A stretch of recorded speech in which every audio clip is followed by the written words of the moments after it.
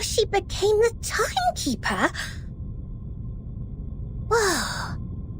So Vertin wasn't born a timekeeper. She didn't tell you that? Wait, no one is born a timekeeper. It's not an inherited title. Anyway, this report includes the secret chronology only accessible to the core members of the Foundation. You can only check it under the supervision of the monitor assistant before you become a qualified investigator.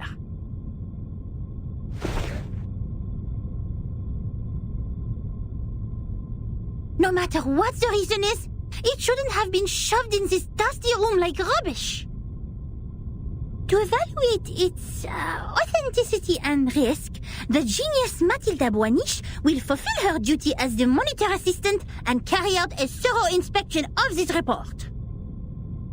If you agree to this resolution, please nod, Assistant Sotheby.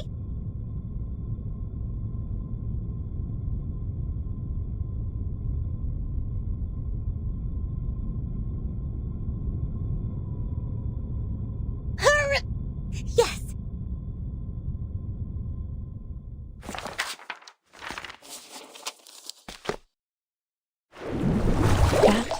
Was 1985. A gloomy, miserable night compared to that peaceful morning in 1996, when we were only bothered by confusion. We didn't expect time to be reversed again, nor did we understand the consequence. Even now, I still remember Paulina's desperate cry. One of her hands was already inside the safe area when she fell at the entrance to the headquarters. And that was the only part of her left to us the next second. The only legacies we found were an engagement ring on that hand and her favorite blue polka dot scarf, which we used to wrap her remains in the end. To be honest, I admired those who still remained calm and sympathized with the arcanists on the edge of mental breakdown. It had nothing to do with the 1/4 arcanist blood in my body. It was only the kind of empathy which all mankind would share out of instinct in the face of a hopeless calamity. We lost many, too many colleagues. In the materials they sent back, we even saw all the horrifying phenomena, such as one's veins turning into electric wires. Since then, the storm, a word simply taken from visual observation, has been used to refer to the calamity. Of course, we can have a word for the calamity itself. But what words should we use to conclude all the absurdity and panic? Before the storm, we were all familiar with time. It was supposed to be a straight line connecting the past and the future. We followed the line to move forward. We broke free from ignorance. We built civilizations. We developed technologies. We promoted the well-being of mankind. And we improved our living conditions step by step. We were so sure that we were making progress on the right path. But then, the path was taken away all of a sudden. Oh, time, our closest old friend, where are you taking us? Back to the two most painful war times in the 20th century? The era when no one had ever heard the hiss of steam engines? Or the century when mankind was yet to be enlightened? So far, mankind has achieved a lot in history. Dynamos, automobiles, flyovers, railways, hospitals, poorhouses. But if it goes on like this, what is the point of all the efforts we have made? Now we are like a shipwreck left on the island of time, witnessing the fall of the whole modern world in the unstoppable tsunami. Even though the Foundation has lost a lot of staff members, they are still doing fine compared to Laplace. My younger brother was a good example. He was the most sensible person I have ever known. On the first day of the second reverse, he told me, in a calm manner, "At least we have reaffirmed that Newton was right. There was never an arrow of time in classical mechanics. neither in relativity nor quantum mechanics. That means this is absolutely normal. Whether the time goes backwards or forwards, even if it starts spinning around like a tabletop football player, they're not against the law of physics. We can go back in time and give Poincaré a medal of great profit. The next day, he almost fell off the 6th floor due to excessive drinking. All the perceptions of time and space developed to this day were overthrown.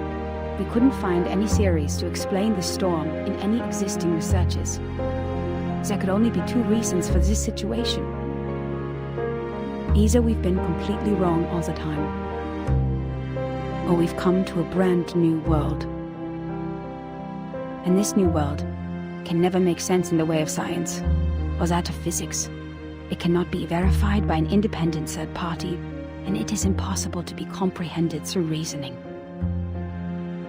Is it true that we have been going the wrong way? Is it true that those once proven wrong by history, those arcanists who claim to possess gnosis, are actually on the right path? In fact, the one who put an end to the chaos was indeed not a human. This thing, I had no idea what it was. It claimed to be a machine which never stops working. It laughed at the limitations of our brains and the metaphysical mistakes we make ceaselessly. But it did solve the most urgent issue. A system was built to tackle storm-relevant emergencies after it took charge of Laplace. The first measure it adopted was contacting all the existing branches of the foundations at the time to confirm the scale of available manpower. Then it built observation stations all over the globe to find if there were any other regions immune to the storm. After that, numerous offices responsible for deducing the cause of the storm were established. Even though there were countless disagreements during the research, at least we had taken the first step. I handed in the application to take part in this mission, determined to get rid of the fog in my mind. In 1986, I was assigned to the office in Egypt. All my friends came to the dock to see me off, because we knew it could be the final goodbye. Even though we were equipped with the emergency communication devices issued by Laplace, we were still not clear when the storm would assault us, or where we could hide nearby. What really scared me was not the threat to my life, but the possibility of dying ignorant. Then I boarded the ship to Alexandria from Athens. And that was when I met her. Now when I recall it, it was almost impossible to ignore that group of arcanists on the ship. There were about a dozen of them, all in eccentric stitched robes. They were followers of a strange school which mixes arcanum and mathematics. I talked to them. No matter how much that conversation bewilders me now, I was more excited than confused at the time.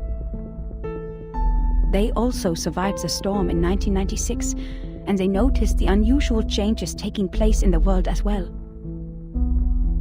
That means I actually met another group of survivors from the millennium.